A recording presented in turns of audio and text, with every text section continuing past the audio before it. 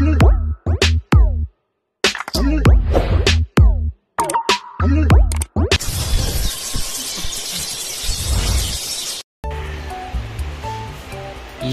good day sa inyo mga parts, welcome balik sa ating channel. At medyo matagal akong walang gawang video dahil ngayon ako nakaluwang-luwang mga parts yan. So yun nga mga parts, no? So hindi na ako nakatiis dahil nga dati pa, tagal na laging may lagitik issue dito sa NMAX B1 ko yan. Tapos napacheck ko na nga sa iba yan. Tapos sabi gamitin ko lang daw ng gamitin, no? Hanggang sa medyo lumalaki na yung modo, yung takbo nga ng NMAX B1 ko. Malapit na siya mag 60k yon. So napag-decide na ako na ako na lang mismo yung gumawa, since na parang wala namang gustong gumawa ng motor ko. Kasi wala naman akong budget pa kung ano man yung ano. So nagkaroon ako ng time ngayon na kalikutin siya at yan, tanggal ko na yung ano, tanggal ko na yung cams, yung kasama yung cam bearing, mga rocker arm yan, chinek ko na yung mga bearing yan. So upon checking, goods naman mga parts yon. So ito yung mga parts nya. So ito yung sa intake yan. So goods naman siya, wala naman siyang alog. Ayan, pag ginagalaw. Pero yung side to side, yung ganon, side to side na ganon, meron talagang alog yan. Importante dyan yung kung ito, yung pataas yung pag ganon, kung may alog siya. So wala naman siya. Saka smooth ang takbo ng intake rocker arm. Tapos yung sa ito, yung sa BBA yata ito, ganon din. Sa side to side, normal, may konting play. Yan, side to side. Tapos dito yung up and down, o pag inalog mong ganon, ganon, dapat walang ingay. So smooth naman siya. Yan, goods naman siya, wala naman siyang alog. Ang na-experience ko dito sa NMAX B1 ko, yun nga, pag mainit na, sa magamit ko mga 30 minutes yun, may lagitik na ako na ririnig.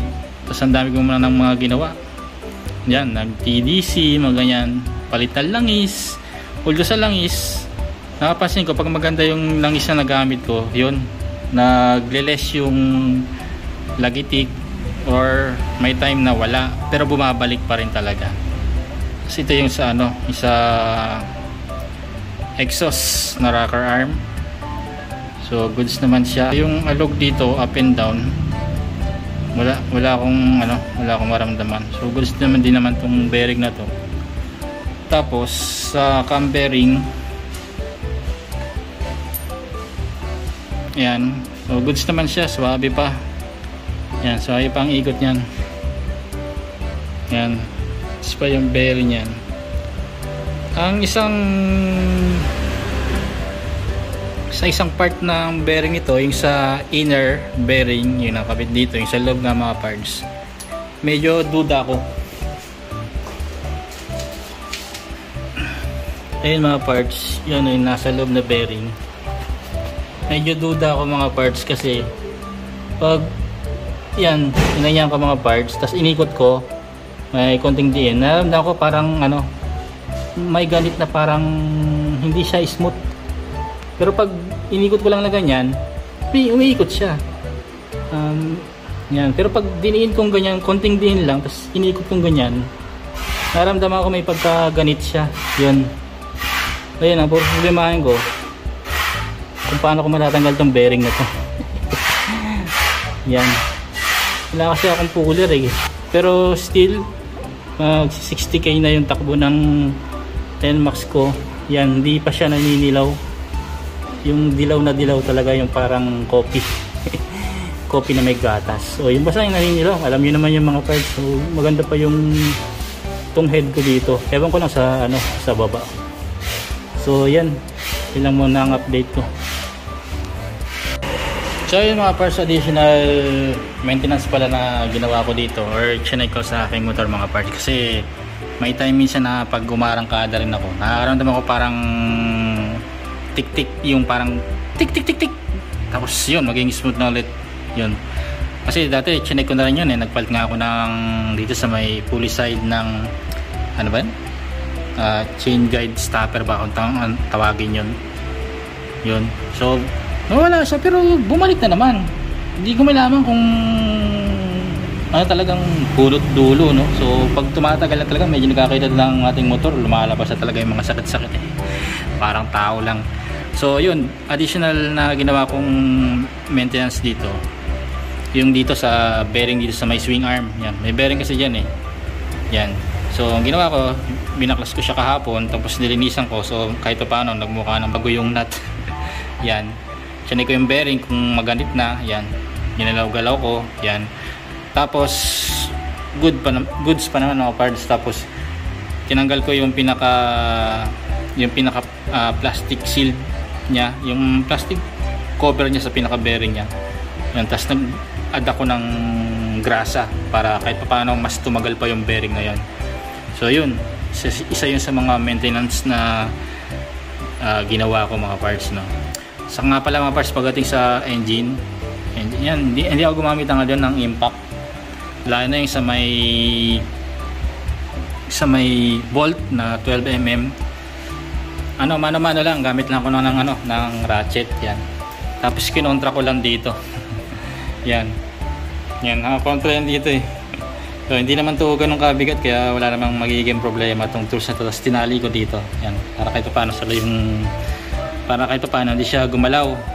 Tapos sa timing, ayan, yung timing yan, hindi siya gagalaw talaga sa pinaka timing yan. Tapos yung dito, yan, pag nandito pa yung cam bearing, yan, isa may pinaka camshaft sprocket yan. Yan, meron ngang 12mm na bolt doon. Yan, ikutin ko siya po ba, hindi ko siya ginagamitan ng impact para hindi ako magkaroon ng problema, kasi baka umikom o mabingkong yung pinaka bolt. Tama ba, bolt? Ayan, ito kasi may hiwa siya sa gitna, di ba? Ito kasi yung sa pinaka pump o yung sa may coolant, yung sa may motor, hindi ko alam anong saktong tawag doon. Nakasampas siya dito sa may guhit na yan. Kasi pag once na in-impact mo, maaaring humikom siya o sumarado siyang ganyan. Naku po, napakahirap siguro tanggalin ito. Yun. So ayun lang. At yung sa inner bearing doon, ko lang kasi kung number yun gusto ko nang matanggal ngayon Tapos di ko lang kung makakanap ako ng puller. Ayaw ko naman gamitan ng old method, yung papalamanan ng ng tawag to, papel. Yan, papasok sa butas tapos pupukpukin. Ayaw ko kasi head yan baka tumagilid. Ina-analyze ko lang naman yung pwede mangyari. Baka tumagilid yung head mawala sa tamang linya yung head ng motor. So kailangan ko lang siguro ng makahanap ng puller, at hindi ko lang kung saan ako makahanap ng puller yan. So bahala na. So ayun lang siguro, at bahala na kung kailan ko ulit mapapatuloy itong video na to. Yan, at sana masundan ko na rin to kasi ngayon lang medyo bakante. So ayan,